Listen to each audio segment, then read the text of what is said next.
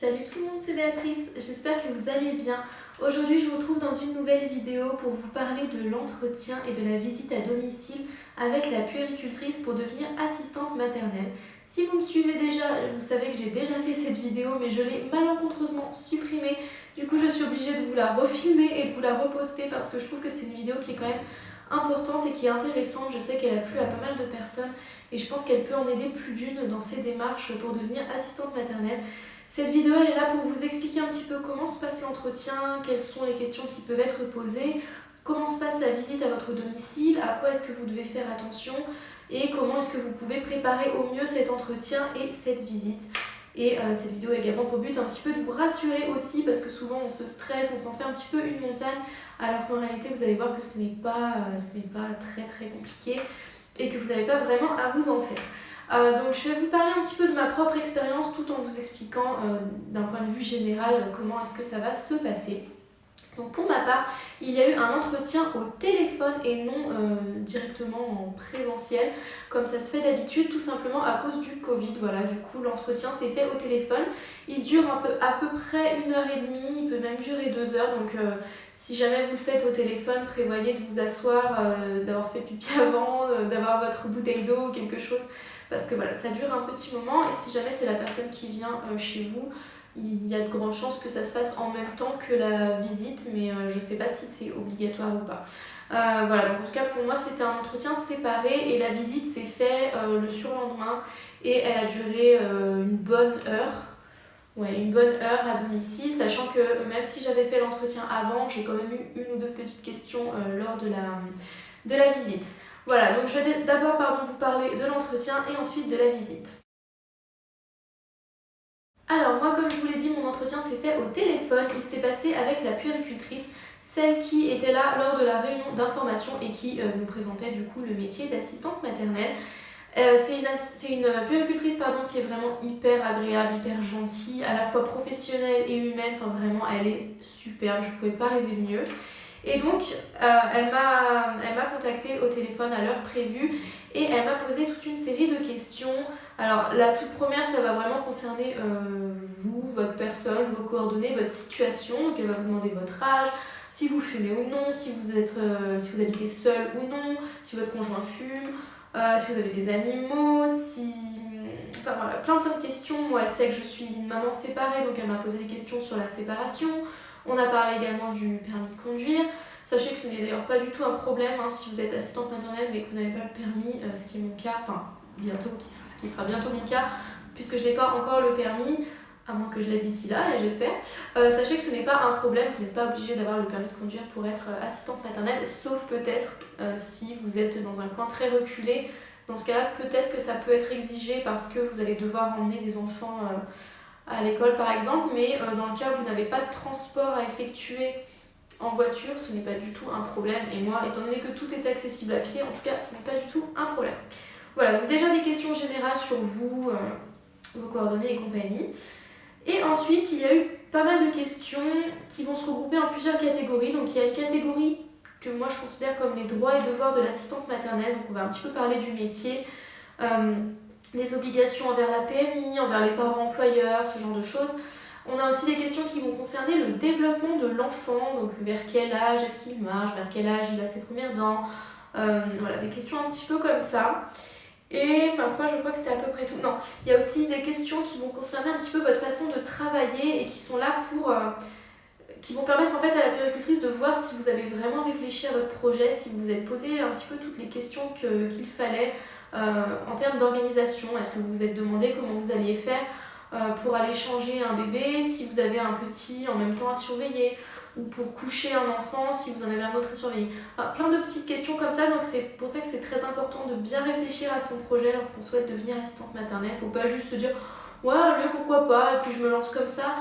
Non, il faut quand même y réfléchir un minimum, se poser des questions et commencer déjà à organiser un petit peu sa future façon de travailler avant même de commencer. C'est très important je trouve, et notamment pour l'entretien. Si vous ne le faites pas, vous risquez de passer pour une personne qui ne sait pas de quoi elle parle ou qui n'est pas très investie dans son projet, qui ne se sent pas très impliquée. Donc c'est important que vous y réfléchissiez. Moi je sais que j'ai déjà commencé à faire mon projet d'accueil. Enfin, je l'ai même pratiquement terminé, je vais le peaufiner au fur et à mesure pendant ma formation, ça va m'aider. Mais voilà, je me suis fait un projet d'accueil parce que je voulais vraiment me poser toutes les questions qu'il fallait.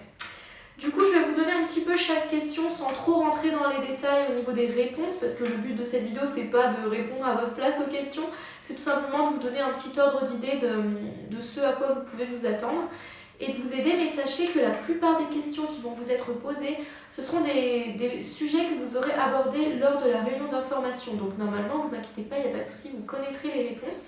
Sauf peut-être au niveau du développement de l'enfant, ça on en parle moins. En tout cas, nous, on n'en a pas trop parlé pendant la réunion. Mais c'est du bon sens, encore une fois, si vous voulez faire assistante maternelle, logiquement c'est que vous aimez les enfants, c'est que vous vous intéressez au développement de l'enfant. Souvent vous allez être maman vous-même, donc en général vous connaissez déjà ces réponses-là et elles sont très faciles à retrouver dans les livres et sur internet, donc ne vous faites pas trop de soucis. Donc moi on m'a posé des questions sur les vaccins, voilà, quelle était ma conduite à tenir sur les vaccins, donc vérifier que les enfants étaient vaccinés. On a parlé du couchage, voilà, comment est-ce qu'on couche un bébé. On a parlé des médicaments, est-ce qu'on a le droit ou non de donner des médicaments aux enfants que l'on accueille. On a parlé un petit peu du Covid aussi, quelles étaient les mesures prises par rapport au Covid, si un enfant a de la fièvre ou pas, est-ce qu'on a le droit de donner du paracétamol. On a parlé de l'alimentation et du respect des régimes spéciaux. On a parlé du RAM. On a parlé du handicap, est-ce que j'acceptais ou non les enfants handicapés. On a parlé de la relation avec les parents, quelle doit être, ou quelle relation j'envisageais avec les futurs parents employeurs.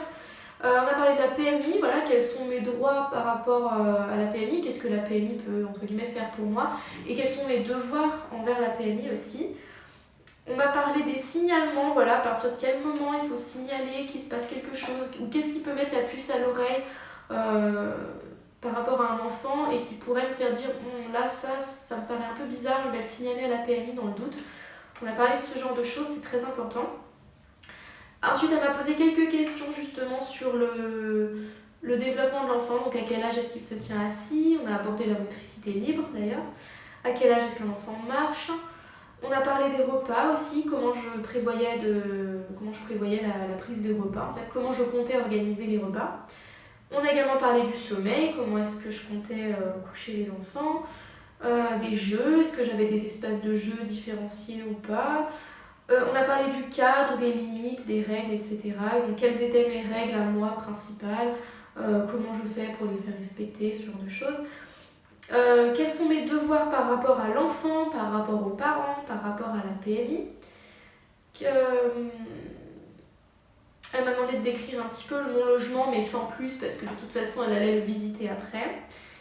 On a parlé des animaux aussi, pour savoir si j'avais des animaux ou non. Alors sachez que pour ce qui concerne les animaux chez Nounou, toutes les puéricultrices n'ont pas le même avis là-dessus. D'ailleurs, d'une puéricultrice à une autre, l'avis peut diverger. Par exemple, sur le couchage des enfants, il y a certaines puéricultrices qui veulent absolument des couchages séparés, donc dans des pièces différentes, ce que je trouve pas très juste d'ailleurs, parce que dans les salles de sieste à l'école ou dans les crèches, les enfants sont plusieurs dans les chambres, dans le dortoir.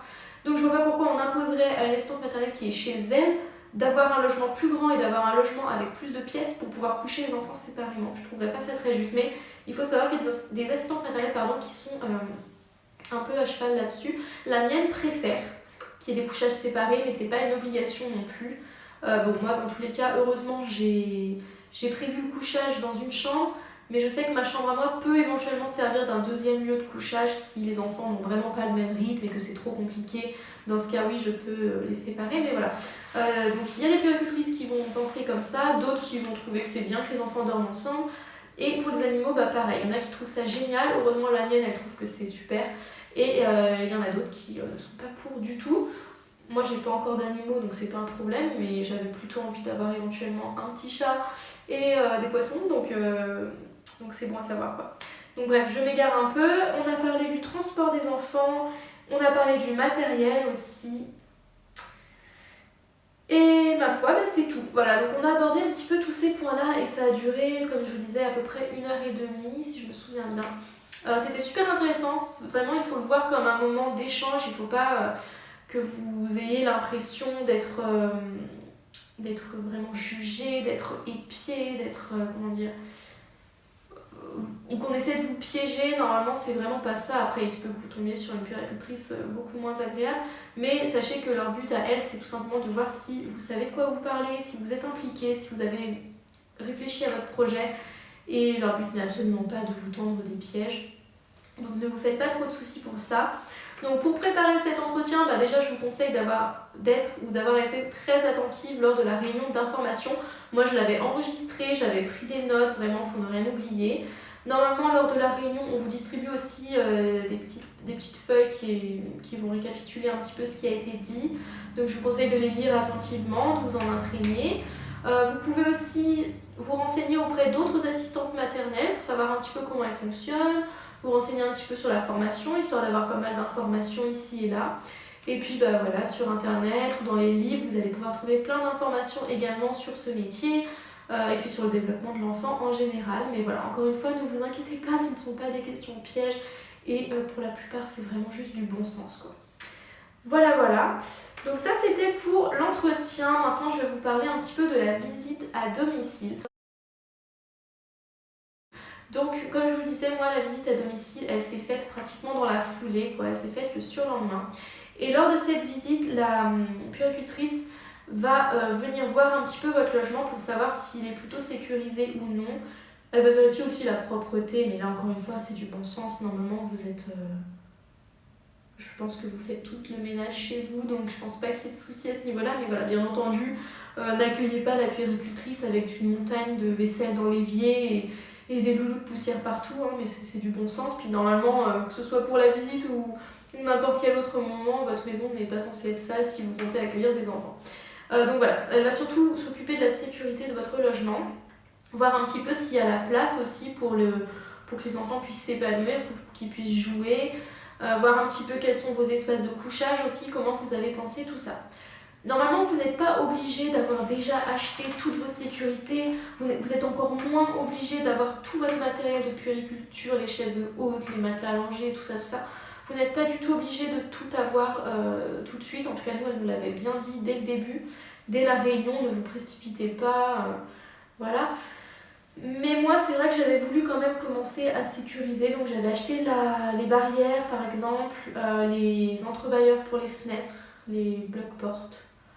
Et j'avais même commencé à acheter un petit peu de matériel. Donc elle a fait le tour de mon logement. Et alors ça va être un petit peu propre à chaque puéricultrice aussi.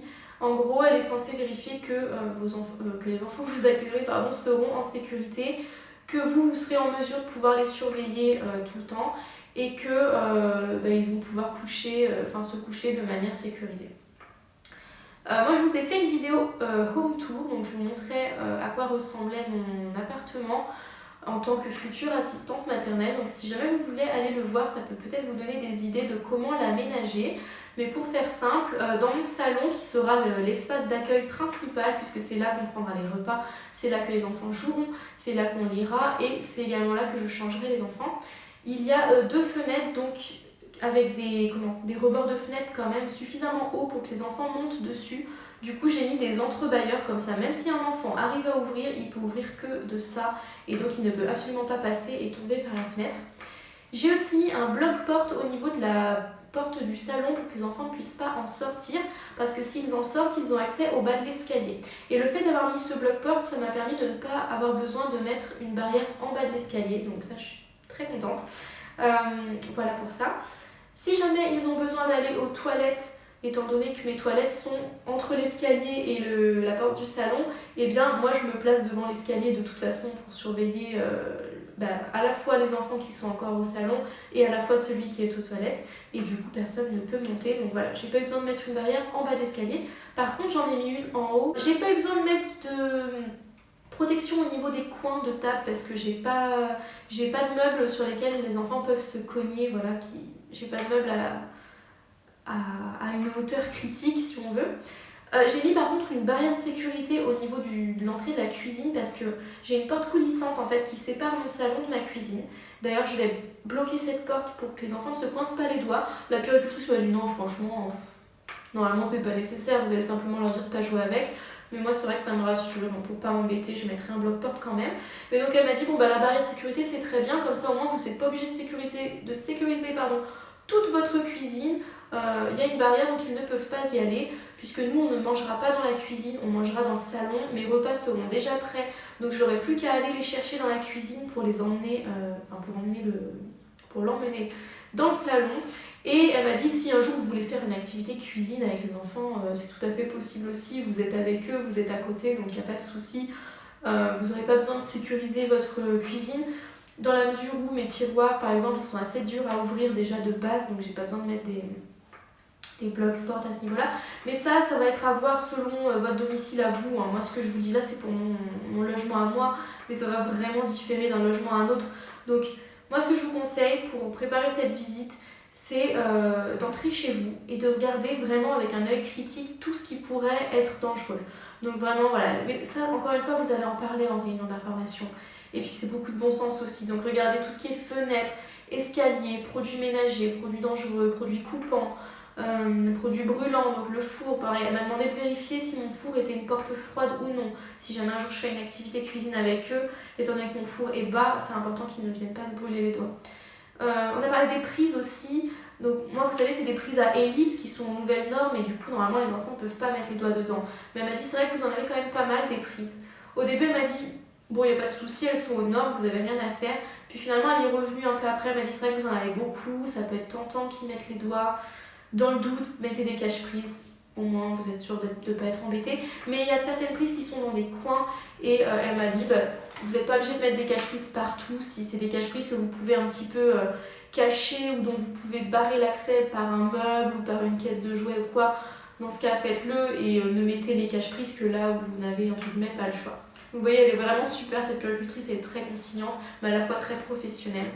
Elle appréciait que j'ai un Velux dans la chambre prévue pour le couchage. Elle appréciait aussi que j'ai déjà en fait justement sécurisé mon chez-moi. Elle a dit on voit que vous avez vraiment bien réfléchi à votre projet, on voit que vous êtes impliqué, vous êtes investi, que vous êtes vraiment à fond. Parce que j'avais déjà acheté les barrières, le lit à barreaux, les tapis au sol, les entrebâilleurs. Enfin, moi j'avais déjà vraiment bien préparé mon logement et elle a beaucoup apprécié ça. Donc si vous pouvez commencer à préparer selon votre budget, vous faites comme vous pouvez, mais si vous pouvez commencer un petit peu à préparer les choses ou au moins à lui dire voilà, moi j'avais pensé mettre ça ici, j'avais pensé mettre telle sécurité là-bas, parce que, déjà rien que si vous lui expliquez tout ça, je pense que ça va déjà beaucoup lui plaire parce qu'encore une fois, elle verra que vous avez réfléchi le projet et que vous êtes vraiment à fond dans ce que vous faites, que c'est pas juste une lubie comme ça, je vais faire ce métier un petit peu par facilité. Voilà pour la visite. Qu'est-ce qu'elle m'avait dit d'autre? Je pense que c'est à peu près tout. C'est à peu près tout ce que j'avais à vous dire. En tout cas, ça s'est super bien passé, vraiment, encore une fois, mais elle est géniale cette puéricultrice. Je suis super contente d'être tombée sur elle. Et donc, elle m'a donné un avis favorable. Après, sachez qu'une fois que l'entretien et la visite sont terminés, la puéricultrice doit faire un petit rapport. D'ailleurs, elle avait emmené des feuilles lors de la visite à domicile. On s'était d'abord assise à table avant qu'elle fasse la visite avec moi. Et il y a certains trucs qu'elle avait déjà cochés. Voilà, est-ce qu'il y a telle sécurité de petites questions comme ça qu'elle avait cochées ce jour-là.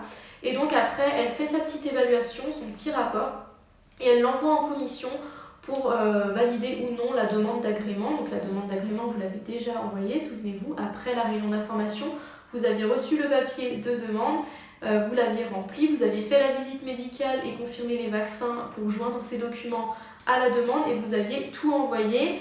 Et voilà, donc pour avoir la réponse, il faut que la puéricultrice fasse cet entretien, fasse cette visite, évalue le tout et envoie son évaluation en commission pour que l'agrément soit validé. Donc moi, normalement, clairement, il est validé puisqu'elle m'a dit qu'elle me donnait un avis totalement favorable. Voilà, du coup, je pense que j'avais pas d'autre chose à vous dire à propos de l'entretien et de la visite. Mais si vous avez d'autres questions, bien sûr, n'hésitez pas à me les poser en commentaire. J'espère que cette vidéo vous plaira pour les personnes qui l'avaient déjà vue. J'espère que c'était pas trop redondant. N'hésitez pas à mettre le petit pouce bleu pour m'encourager, surtout que j'ai dû la faire 2 fois cette vidéo. Et n'hésitez pas à la partager aussi parce que je pense que ça peut aider plein de personnes qui souhaitent devenir assistante maternelle et qui sont peut-être un petit peu stressées par l'entretien ou par la visite. Donc n'hésitez pas à la partager, je pense que cette vidéo peut être rassurante parce qu'encore une fois, vraiment, je vous le dis, c'est pas des questions pièges. Faut vraiment le voir comme un moment, au contraire, hyper intéressant, hyper enrichissant et pas comme c'est pas le jugement dernier quoi. Voilà. Donc j'espère que cette vidéo vous aura plu, je vous fais plein de gros bisous et je vous dis à bientôt pour une prochaine vidéo. Bye!